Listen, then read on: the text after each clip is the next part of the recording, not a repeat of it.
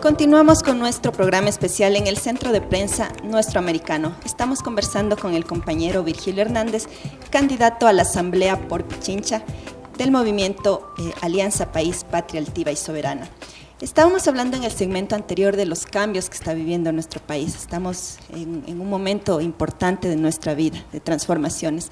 ¿Cuáles son, de manera muy resumida, los principales logros que ha alcanzado el gobierno del presidente Rafael Correa y también esos retos en donde aún nos falta profundizar?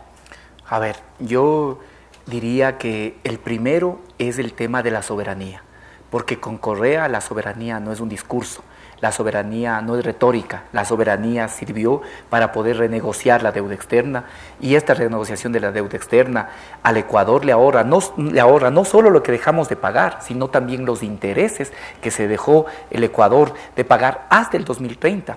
Estamos hablando de casi 7.000 millones de dólares. Con la soberanía con Correa es renegociación también de los contratos petroleros. La era neoliberal aquí significó no solo políticas contra la población, no solo políticas que profundizaron la pobreza. Hay que recordar que antes de Correa el 80% de la población estaba en situación de pobreza, sino también significó el neoliberalismo la entrega de nuestros recursos. Solo en un gobierno con vocación antipatriótica puede pensarse que se establecía contratos en que el 80% se llevaban las transnacionales y el 20% quedaba para nosotros, que somos los dueños del petróleo. Y de esto que quedaba no se invertía en salud. Y además, esto no se invertía porque lo de salud, educación, esto de la inversión, de pensar la salud y la educación como una inversión, también es una obra de la Revolución Ciudadana. Antes era gasto. Y entonces, ¿qué es lo que decían las recetas fondomonetaristas?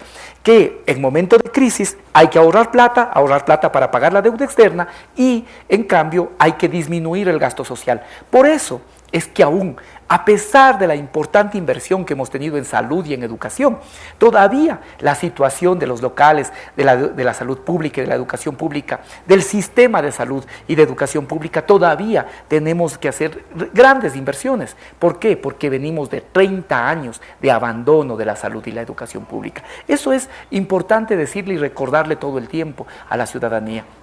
Entonces, nosotros, ¿qué es lo primero? Con Correa la soberanía es dignidad para la patria. Con Correa la soberanía significa pensar sobre todo en que el elemento fundamental de esta patria es precisamente la gente, la sociedad, y que en función de eso tienen que hacerse los grandes cambios.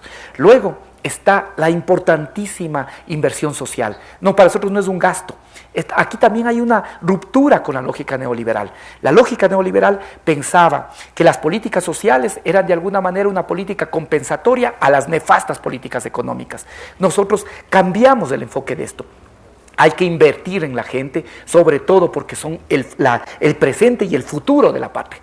Y por eso es que se justifica que la gran inversión en salud, la gran inversión en educación, la gran inversión en inclusión social, esto que paulatinamente hemos realizado de poder lograr que cada vez más personas puedan tener beneficios del Estado, la gran inversión que hemos tenido para personas con discapacidad. Esto es importante porque esto no es un número marginal. Estamos hablando de aproximadamente el 10% de la población, y si hablamos también además de deficiencias, podemos ver que esto aumenta. Entonces nosotros en estos años hemos invertido también en personas con discapacidad. Esto es, la Revolución Ciudadana es dignificar cada vez más y además preparar el potencial humano pensando en una economía postpetrolera, en una economía que vaya más allá de ser, que el Ecuador sea productor de primario. Esto es importantísimo. A nosotros los neoliberales, entre otras cosas, intentaron convencernos de que el Ecuador tenía un potencial agrícola y por lo tanto que nuestra inclusión en el mercado internacional era básicamente con productos primarios, productos de exportación agrícolas, productos como el petróleo y la minería. ¿Qué pasa cuando en el mundo hay crisis? Esos productos primarios son los primeros que se reducen en las importaciones de los países ricos, por ejemplo. ¿Qué estamos haciendo nosotros? Preparando el Ecuador del siglo XXI, un Ecuador que sea postpetrolero, un Ecuador que también venda productos elaborados. Y es una cosa importante. En estos años de Correa, las importaciones ahora, el 64% han aumentado las importaciones de productos elaborados. Nosotros queremos insertarnos en el mundo internacional, pero con dignidad, vendiendo además no solo productos primarios, sino inteligencia, servicios, poder ser un país que venda inteligencia. Esto es para nosotros un elemento fundamental. Esta es obra de Correa. Luego, todo el tema de las comunicaciones.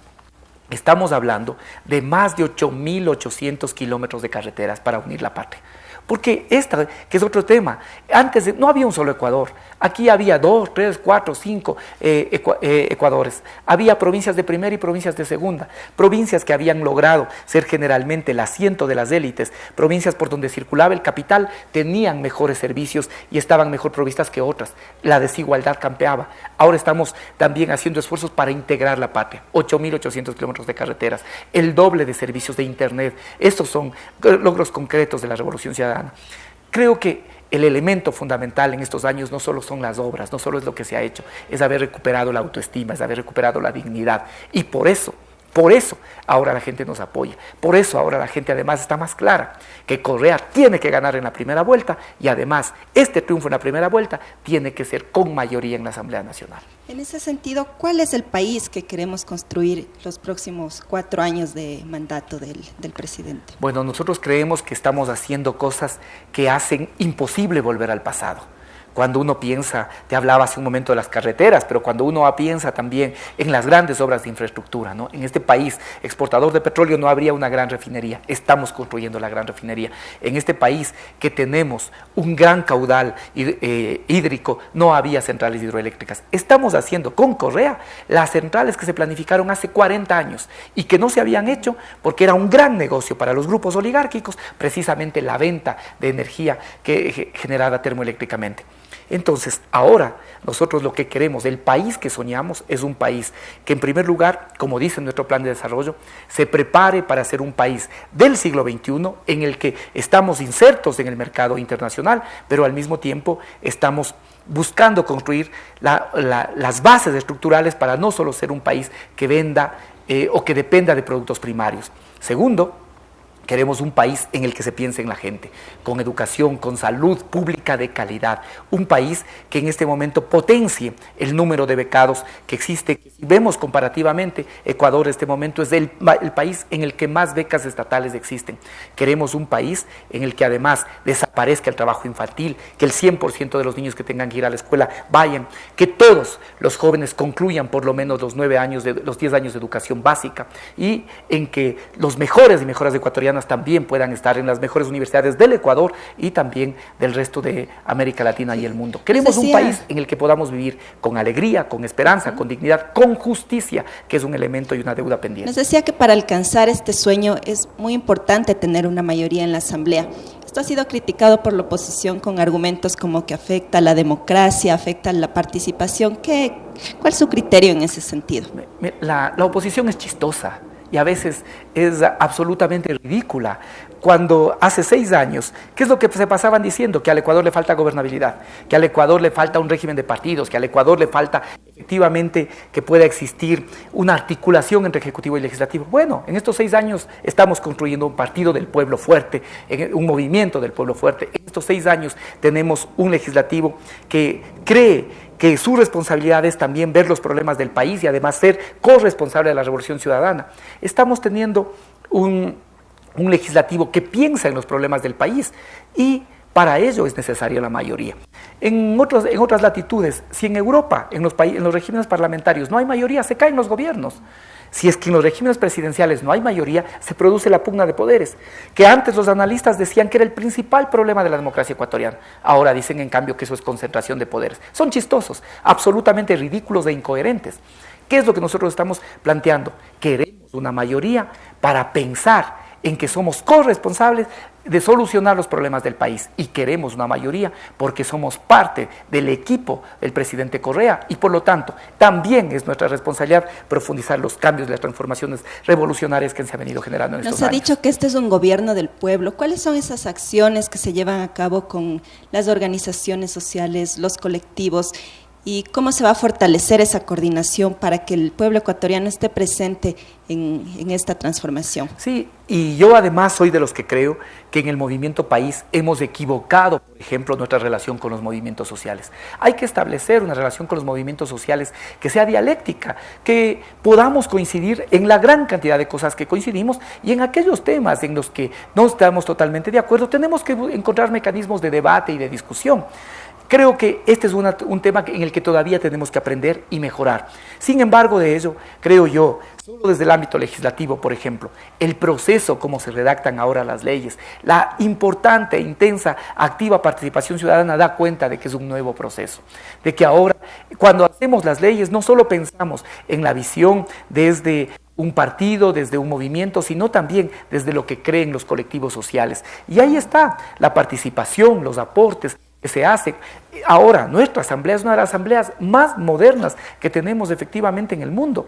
La posibilidad de participación no solo es con su presencia física real, sino también a través de todos los mecanismos electrónicos. Nosotros ahora podemos recibir comisiones en cada una de las mesas que hay en la asamblea, sin que la ciudadanía tenga que trasladarse necesariamente a Quito. La Asamblea dispone de todas las posibilidades para fomentar esa participación y lo vamos a seguir haciendo.